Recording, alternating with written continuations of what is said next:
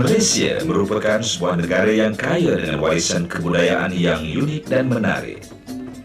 Salah satu negeri yang menjadi khazanah budayanya adalah negeri Kelantan yang terletak di pantai timur semenanjung Malaysia. Kelantan semenjak dahulu terkenal sebagai lubuk budaya Melayu tradisi serta pusat pengembangan ilmu yang kukuh sejak zaman berzaman.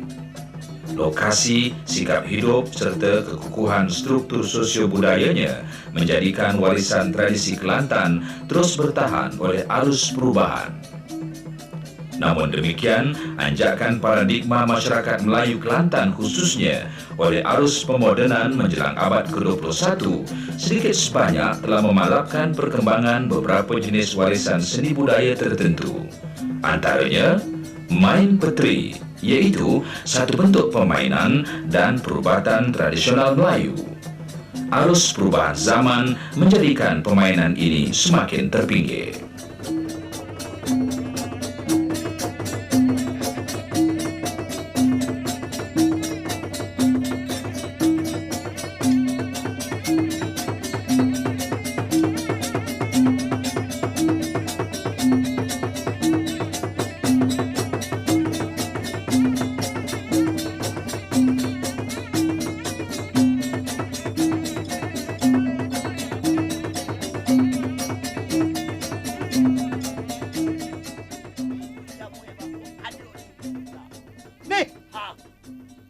Malah ni mu panggil aku, mari ni mu ingat hak janji dulu. Sila buat kira bercara baru. Ni, Ha. kan terlebih baik tapi kalau mu tak silap janji. Mu tak mungkin percakapan mu patung ku biar tinggi tepi, biar jauh ku nak balik nanti dipanggil asal gelangan mulu. Ya. Nenek aku minta bantu ya. Lawan pun dewan.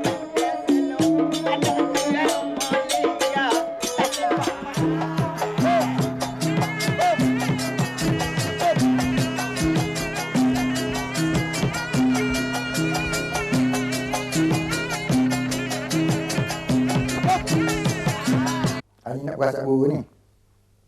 Bismillahirrahmanirrahim. Summa amimun qa'imun bil qisti zalikumullahu fa'anna tu'fakum. Assalamualaikum ya hadrata ahlillah. Assalamualaikum ya ibadallah. Assalamualaikum ya rizalullah. Assalamualaikum ya rizalullah. Assalamualaikum ya najabah. Wa ya akhaya wa ya amadu wa ya arba'atim. Huya Allah, huya Allah, huya Allah. Dengan kerana lillah aku nak keluar ucap dengan 3 ucap. Ucap terpuji nama Nabi, Nabi menjadi Rasul. Rasul keluar dari anu bismillah, bismillah. Kita jeli di kaki alih, alih berdiri dengan sendiri. Sidik aja raya alih kota magu, guru aku 7, 6, 5, 4, 11, 3, sebayur, 2, serupa. 1 guru nama Nenek Datuk Quran. 2 guru nama Sidi Kemal Hakim. 3 guru bernama Abdullah. 4 baginda Nur Cahaya. 5 guru bernama Rahal Amar. Guru bertapa di langit saling di bawah misalnya di bawah no terkuk hafal mula. Nak minta guru ngakak dolat yang raib. Arwah yang hilang misal tubuh semangat nyawa. Sidi guru, sidi laku, sidi guru tu sidi berkat kata la ilaha illallah Muhammad Rasulullah. Masya Allah dengan kuasa Allah. Main petri atau juga disebut main putri atau main tri merupakan satu bentuk permainan penuh ritual, magis, simbolik dan puitis. Keunggulannya merentas waktu yang panjang di mana asal-usulnya sukar untuk ditentukan dengan tepat. Hikayat peteri ni, asal peteri ni, siapa dulu dan siapa kemudian. Peteri patera ni yang mulai buat. Peteri ni dalam Kelantan kita ni lah. Siapa dia tu? Namanya Pantera Gagani Hawa. Pantera Gagani Hawa ni gila-gila Tuan Tri Sekutu Bunga. Sebab Tri dia keluar Sekutu Bunga. Gila siang-siang tak kata malam-malam, tak kata nasi, tak makan tidur, tak jual mari, tak kata selimut, tak rindu. Duk gila ke Tuan Tri Sekutu Bunga. Tuan Tri Sekutu Bunga ni anak siapa dia? Anak Tok Raja Ekuk di Tasik Berdombok. Adik-beradik dia ya, Gulu Balai, Gulu Bidar dan Amal Putih. Adik-beradik tuan Sekutu Bunga ni. Pansera Gagani Hawa ni anak siapa dia? Anak tu Ajo Ketan. Setengah golongan berpendapat bahawa permainan ini bermula semasa zaman Kerajaan Jembal memerintah negeri Kelantan. Mengikut ceritanya, permainan ini bertujuan mengubati penyakit ataupun duka hati puteri di Raja Jembal. Golongan ini lebih cenderung menamakan permainan ini sebagai main puteri. Manakala setengah golongan lain pula mengaitkan dengan perkataan peteri yang bermaksud memperbaiki atau mengimpal kembali roh dan jasad yang patah ataupun retak yang kononnya berlaku semasa kejadian Nabi Adam dahulu. Bagi golongan ini, peteri itu dikaitkan dengan menyambung yang patah ataupun yang retak, yakni menyambung dengan perkataan yang boleh kita istilahkan sebagai welding. To weld ataupun dia menyambung di antara dua, sama ada daripada jasmani ataupun rohani. Jadi golongan ini menamakan permainan ini permainan peteri. Walau apapun pendapat tentang asal-usulnya, semua sependapat permainan ini berkait rapat dengan kepercayaan animisme serta dipengaruhi oleh kepercayaan Hindu. Sungguh pun kewujudannya mungkin lebih awal daripada kedatangan agama Islam, tetapi ia mula popular di zaman Kerajaan Jembal, sebuah kerajaan di timur Kelantan sekitar abad ke-17 dan 18. Ketika itu, elemen Islam mula mewarnai permainan ini, khususnya di segi konsepsi pengubatan dan jampi mentera. Permainan ini turut terdapat di sebahagian negeri Terengganu, selatan Thailand dan Kampuchea. Asalnya, main peteri dilakukan oleh 4 orang sahaja, iaitu Tok Peteri selaku ketua yang juga bertindak sebagai bomoh, dan dibantu oleh Tok Mindo yang merupakan juru cakap, penyanyi dan pemain rebab. Mereka berdua ini dibantu oleh seorang pemain rebana yang juga lebih dikenali sebagai redat dan seorang pemalu batil.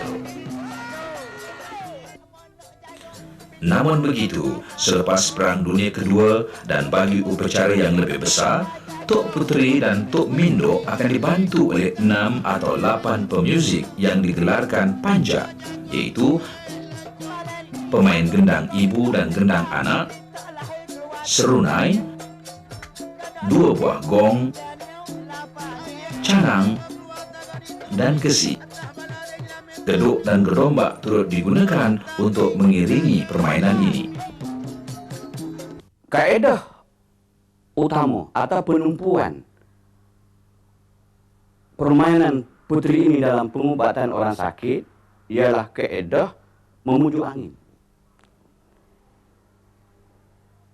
Perkataan angin ini sebenarnya dikaitkan dengan semangat ataupun rohani seseorang manusia. Seseorang manusia mesti mempunyai semangat, mempunyai angin. Dan angin ini pula berkait dengan minat ataupun warisan ataupun kepakaran atau kehendak yang memang lahir dalam setiap hati nobody manusia.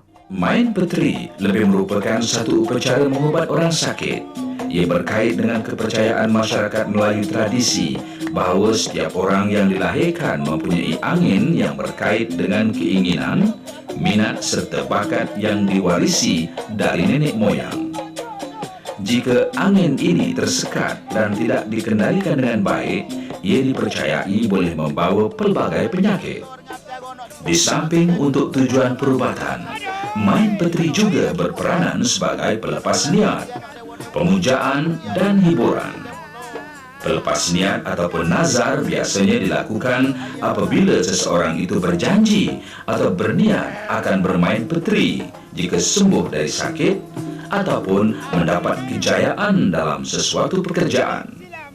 Niat atau nazar atau janji ini dipercayai perlu dipenuhi. Jika tidak, ia boleh membawa musibah kepada yang berjanji ataupun keluarganya. Sekiranya penyakit pesakit berulang semula, permainan peteri perlu dilakukan untuk melepaskan niat tersebut.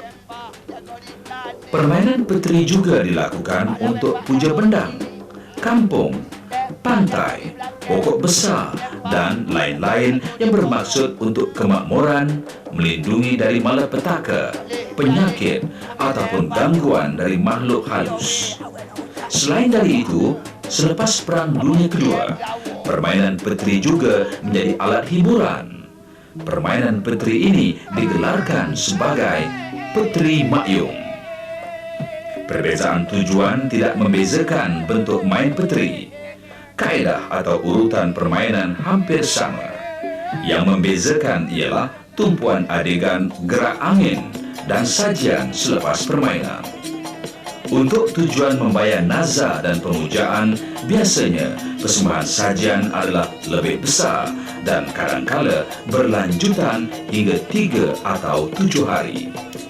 Demikianlah Cik Mek binti Awang, 58 tahun dari kampung Bunuhan, Tumpat, Kelantan, yang mengalami sakit bengkak di kaki, tangan, kurang selera makan, tidak dapat tidur serta kurang tenaga. Melalui perbincangan, keluarga pesakit memutuskan untuk berubat secara main peteri dengan kumpulan Cik Oma di kampung yang sama. Perbincangan kami adik-beradik ini serta pendapat dia, kami nak cuba main peteri ni, nak pilih kumpulan Cik Umar bin Ismail ni atas kehendak mak saya serta ada sekong rahsia dia serta berdekatan dengan rumah lah. Pemilihan ini dibuat berdasarkan bukan sahaja kerana berdekatan tetapi juga dari segi keserasian, ketokohan serta kemampuan kumpulan ini di bidang main peteri. Keserasian amat dititik beratkan bagi memudahkan proses pengobatan.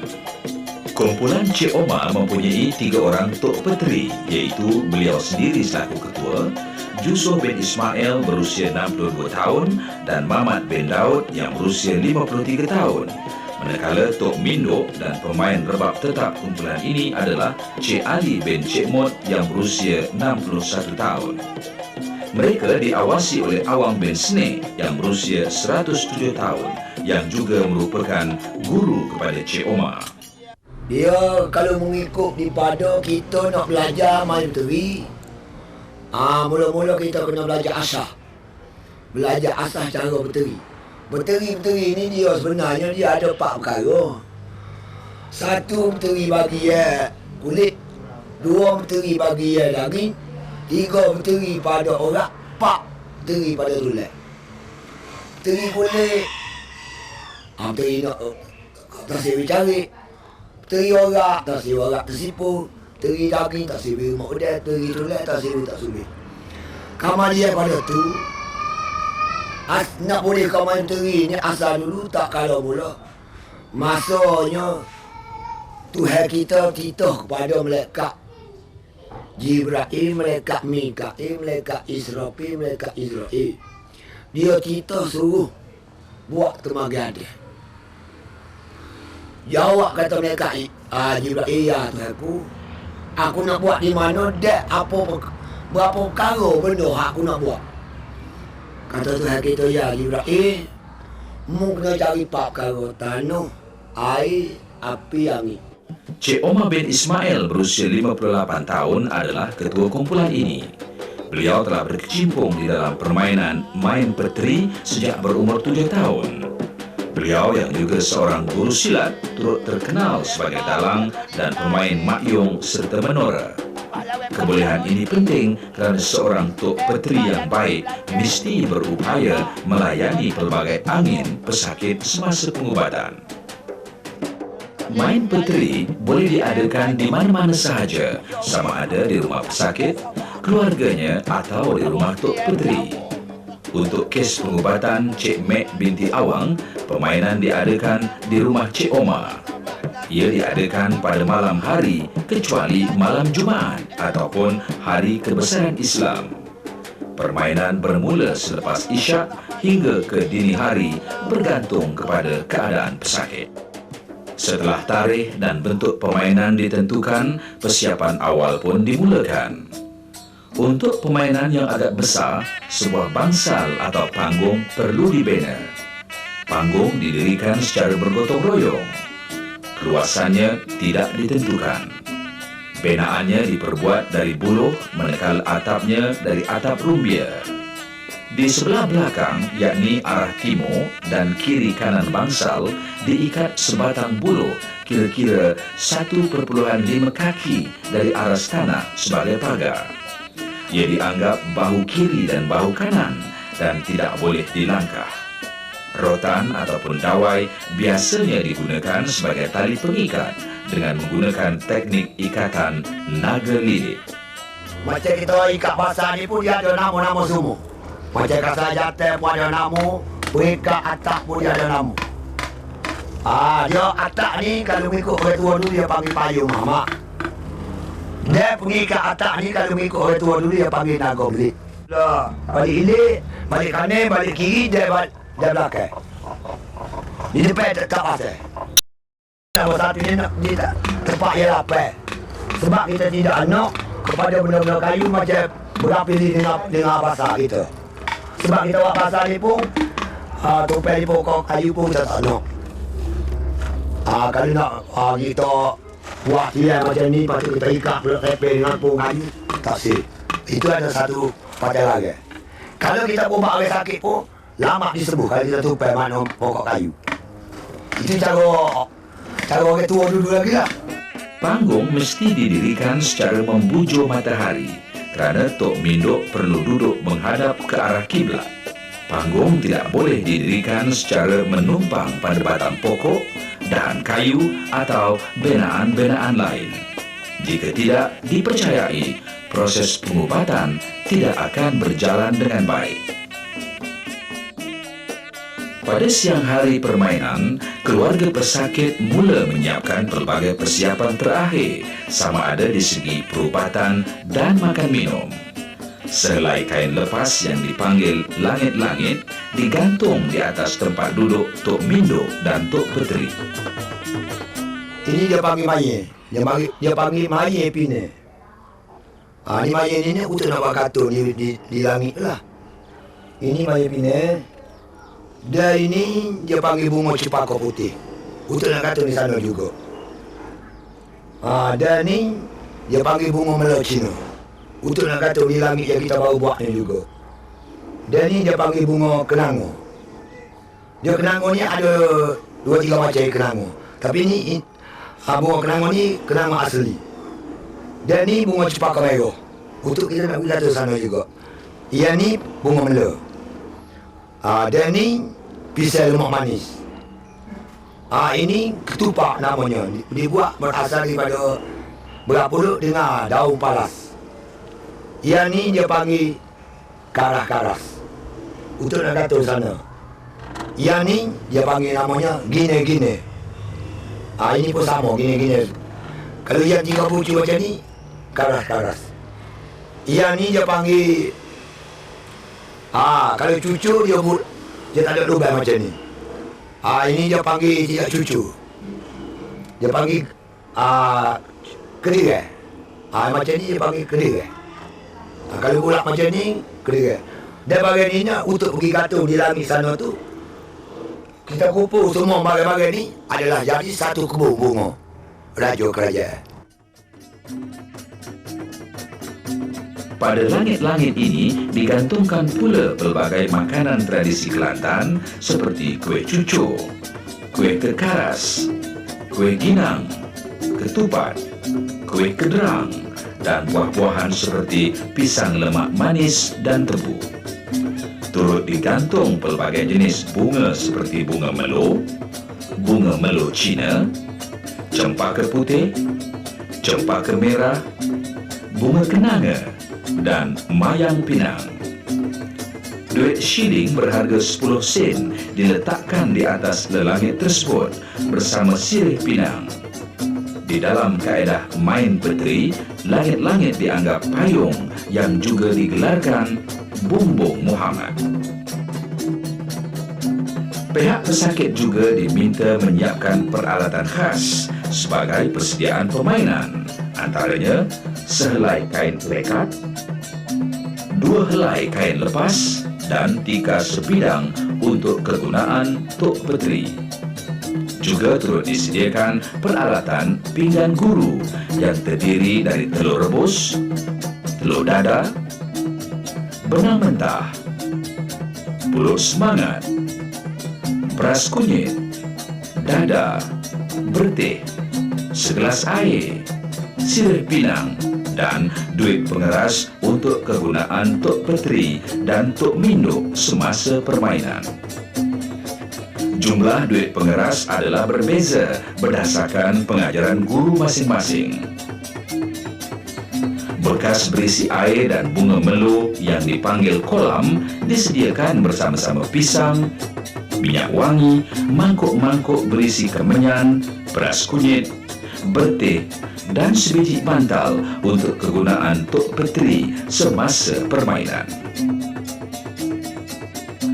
Pada malamnya, setelah semua selesai menjamu selera dan sembahyang isyak, Tok Petri, Tok Minduk dan Panjak akan mengambil tempat masing-masing.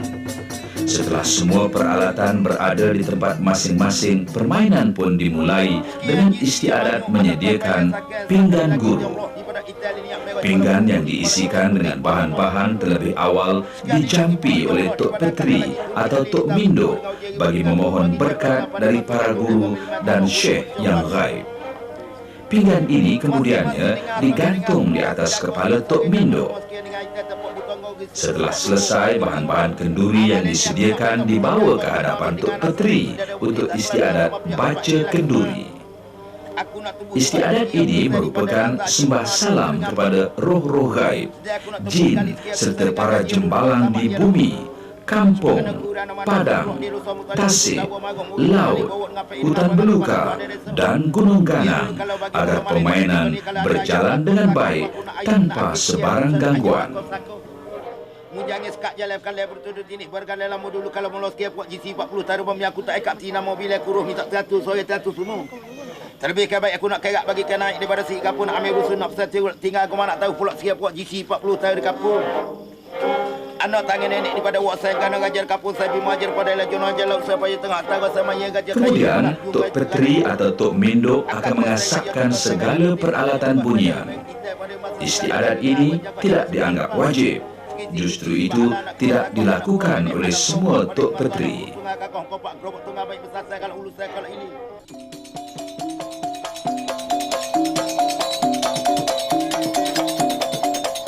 Namun begitu, peranan alat muzik amat penting dan boleh mempengaruhi acara pengobatan. Bunyi muzik mesti kemas dan sesuai dengan urutan adegan permainan. Muzik yang sumbang dan kurang mutunya boleh menjejaskan konsentrasi Tok Petri dan pesakit.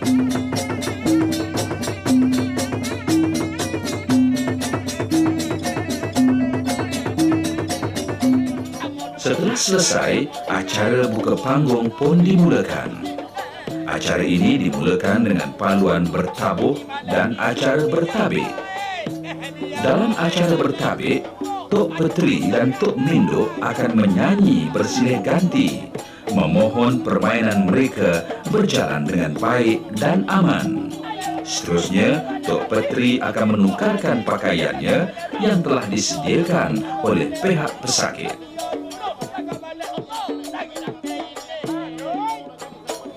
Tok Minduk mula memujuk angin atau semangat Tok Petri bagi memulakan adegan lupa. Lupa bermaksud Tok Petri akan menggeleng-gelengkan kepala.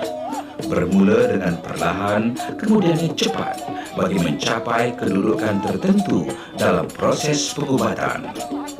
Maksudnya untuk menyelami dirinya ataupun memperolehi keyakinan pesakit dalam mencari punca penyakit.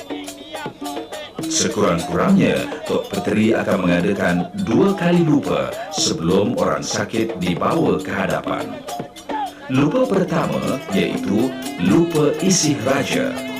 Manakala lupa kedua ialah lupa mengangkat daulat. Kedua-duanya sebagai pemuka tirai untuk memujuk angin dan semangat semua yang terlibat. Pada tahap ini, orang sakit akan dibawa ke hadapan Tok Petri. Lupa kali ketiga atau lupa sahabat barulah ditujukan kepada pesakit, di mana para sahabat, penggawa dan roh halus dipanggil bagi membantu pengobatan. Tok Petri memujuk untuk menyenangkan hati pesakit supaya tidak marah dan benci kepada diri dan pembantu-pembantunya. Adegan ini berlaku berulang kali sehingga semua jin, jembalang, keramat dan roh-roh gaib dapat dihubungi. Kemudiannya, permainan akan memasuki babak yang lebih kritikal, yaitu lupa menggerak angin. Mengikut kaedah perubatan main petri, angin yang terperangkap di dalam diri pesakit perlu digerak dan dibangkitkan. Tok Petri dan Tok Mindo membangkit semangat yang puitis dengan bantuan pemusik, nyanyian dan jampi mentera bagi mencari punca angin pesakit. Jika punca angin sudah tersentuh, pesakit akan menunjukkan reaksi, di mana anggotanya mula menggeletar, menangis ataupun berkelakuan aneh. Pada ketika itu, Tok Petri, Tok Mindo dan pemusik akan memberi dorongan sehingga angin pesakit sampai ke kemuncaknya. Biasanya, pesakit akan bangun melakukan apa saja mengikut dorongan anginnya. Jika ini berjaya dilakukan, peluang pesakit untuk sembuh adalah cerah. Sekiranya angin ini tersekat, boleh menyebabkan seseorang itu menjadi lemah semangat, dan lemah semangat inilah yang menyebabkan seseorang itu jatuh sakit ataupun dihinggapi oleh penyakit. Jadi untuk membetulkan seseorang supaya dia tidak dihinggapi oleh penyakit atau sembuh, angin seseorang itu mesti digerakkan, dipulihkan, dibangkitkan. Kerana ahli-ahli main teri ini percaya sekiranya angin seseorang itu dapat diperbaiki, diperbetulkan, darah manusia akan berjalan dengan lancar, semangat manusia akan menjadi pulih, dan sekiranya darah itu berjalan dengan lancar dan semangat pulih, yang sakit boleh jadi baik, yang mana yang merasa tak sihat, ataupun tak lalu makan, ataupun lemah semangat, akan menjadi pulih hasil daripada permainan petri itu. Dipercayai terdapat 199 jenis angin dalam diri manusia. Biasanya, Tok Petri akan memulakan adegan membangkit angin dengan membangkitkan warisan pesaka pesakit. Minat serta kecenderungan pesakit seperti seni silat, main petri, wayang kulit, makyong, bomoh dan seni permainan yang lain turut disebut, dipujuk agar angin dan perasaan pesakit tersentuh. Kadang-kala, Tok Petri dan panjaknya memerlukan rehat. Lazimnya di waktu ini, Tok Petri akan melakukan acara menilik. Tok Petri akan mengambil sedikit bertih dan diletakkan di atas bantal. Kemudian bertih ini diagihkan dua-dua pada unsur tanah, air, api dan angin. Baki yang tinggal itulah dikira bagi menentukan penyakit. Ada juga Tok Petri menggunakan lilin yang menyala untuk menentukan punca masalah pesakit. Kebanyakan Tok Petri akan memberi penekanan angin hala 7. Angin ini dikaitkan dengan harimau jadian ataupun sifat ganas serta panas baran seseorang manusia. Jika angin pesakit berjaya dibangkitkan, Tok Petri akan meneruskan kepada angin bidan 7. Dalam kes Cik Mek, beliau pernah mempelajari ilmu bidan, tetapi telah lama berhenti kerana larangan suami dan keluarga. Justru itu, angin bidannya terperangkap dan boleh menyebabkan Cik Mek menjadi tidak sihat. Usaha membangkit angin akan diteruskan kepada angin Dewa Tujuh, yakni angin Mak Yong. Kebanyakan Tok Petri akan memainkan cerita Dewa Muda, iaitu cerita Mak Yong yang paling popular. Angin Dewa Muda dikaitkan dengan seseorang yang idealistik serta keinginan untuk dipuja dan dihormati oleh masyarakat umum. Bagi membantu melayani angin pesakit, Tok Petri ataupun panjaknya perlu menguasai pelbagai seni permainan tradisi serta tarian. Kadangkala untuk kes-kes tertentu seperti Mak Yong, pendamping yang pakar diperlukan untuk bermain pelbagai watak Mak Yong bersama-sama pesakit. Biasanya, pendamping ini sudah termasuk di dalam kumpulan permainan tersebut. Pesakit perlu diberi peluang untuk meluah atau melakukan apa saja yang didorong oleh anginnya sehingga puas.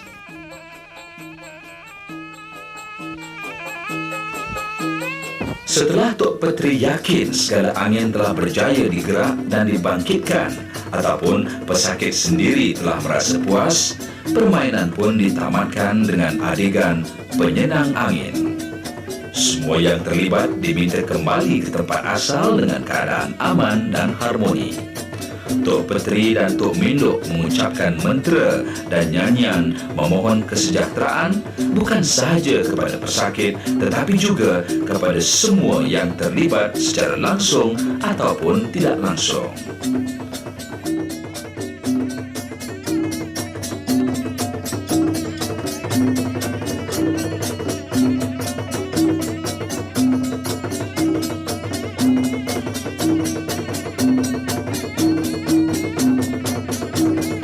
Sebelum permainan berakhir, biasanya pada malam terakhir, jika permainan lebih dari satu malam, akan diadakan kenduri semah angin yang berbentuk sajian-sajian khas untuk dihantar ke tempat-tempat tertentu pada hari keesokannya. Tempat yang menjadi pilihan biasanya di bawah pokok besar, pusuk jantan, sungai, laut, ataupun kawasan beluka yang terpencil. Banyak atau sedikit sajian ini bergantung pula pada jenis angin atau janji-janji yang diucapkan oleh Tok Petri ataupun Tok Minduk semasa permainan. Di samping sajian untuk angin Hala Tujuh, Bidan Tujuh dan Dewa Tujuh yang masing-masing ada sedikit perbezaan dari segi bahan sajian, terdapat 6 sajian utama yang disebut sebagai janji Tok Petri atau Tok Minduk dengan angin pesakit, iaitu Sangkak Kecil Penyangga Muda, Sangkak Agung Bertokok,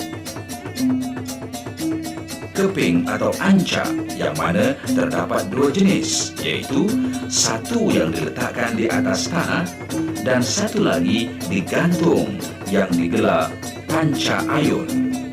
Balai Tiang Seribu iaitu balai bertingkat yang diperbuat dari pelepah sagu dengan mempunyai 16 atau 40 batang tiang, tiang candi dan perahu.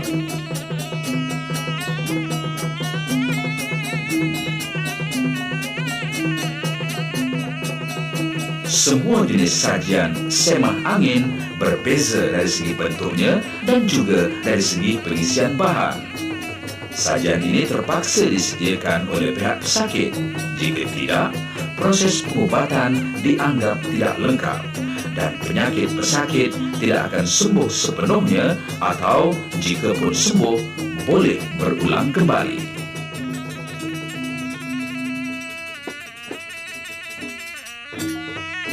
Sebelum subuh, bahan-bahan sajian akan diisikan bersama duit pengeras.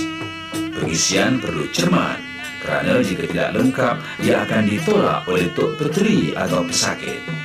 Penerimaan sajian akan dibuat semasa Tok Petri atau pesakit dalam keadaan lupa.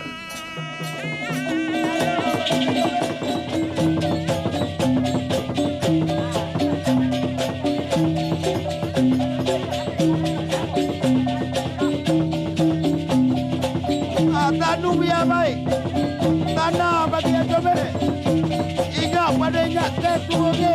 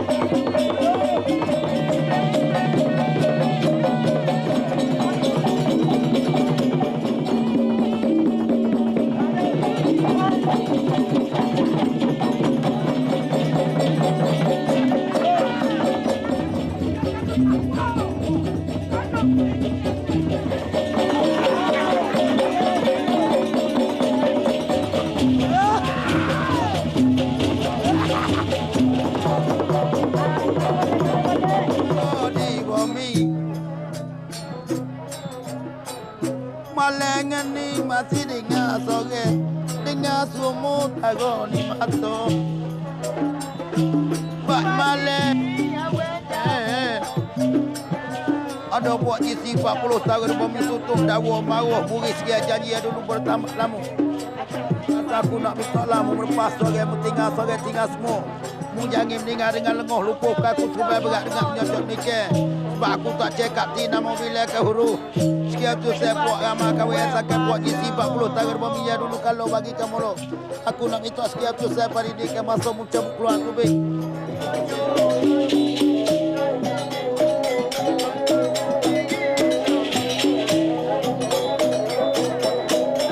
Sebaik sahaja tanda sajian diterima dengan cara Tok Petri menabur beras kunyit ke arah sajian tersebut, semua sajian akan dibawa keluar untuk ditinggalkan di tempat yang telah ditentukan.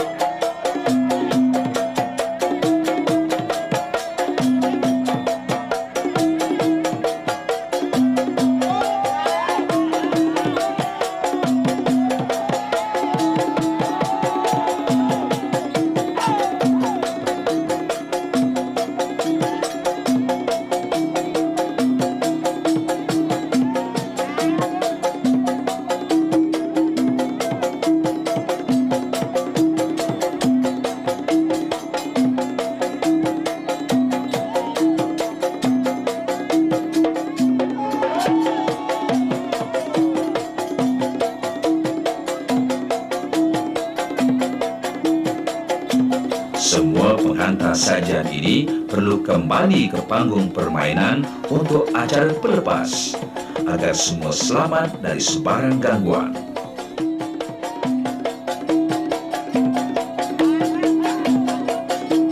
Sebaik sahaja acara pelepas selesai, permainan pun ditamatkan. Amo ni bukan lah bukan gagik lala terkabur juga amo nak mitlah maaf sekian adik-adik amo sekian anak-anak amo cucu-cucu amo. Sekali dengan kakak, sekali dengan ayah, sekali dengan bondo. Benar. Sebab jatuh sekali pada malam ni kategori tak ada hamba ni setihnya tubuh sunya pada. Ilailah terkesah dulu kalau bagi mula makut terlebih kami amo nak senilah sore seni semua. Tiadulah sore tiadu semua sekian anak aja sekian anak pelas sekian anak dewa. Sabar dulu bergaul amo. Malam ni tiadu sore. Seni semua. Apapun pandangan terhadap permainan ini, ia tetap merupakan satu bentuk perubatan yang wujud dan berkembang sebagai suatu institusi perubatan masyarakat Melayu tradisi. Permainan ini juga dapat dianggap sebagai teater rakyat yang tinggi nilai estetisnya jika dilihat dari sudut plot, elemen musik, tarian, komedi, tragedi, dan melodramanya. Kejayaan kaedah main petri bagi mengubat sesetengah penyakit, khususnya penyakit rohani, menjadikan warisan seni tradisi Melayu ini dapat terus bertahan oleh ancaman arus perubahan zaman.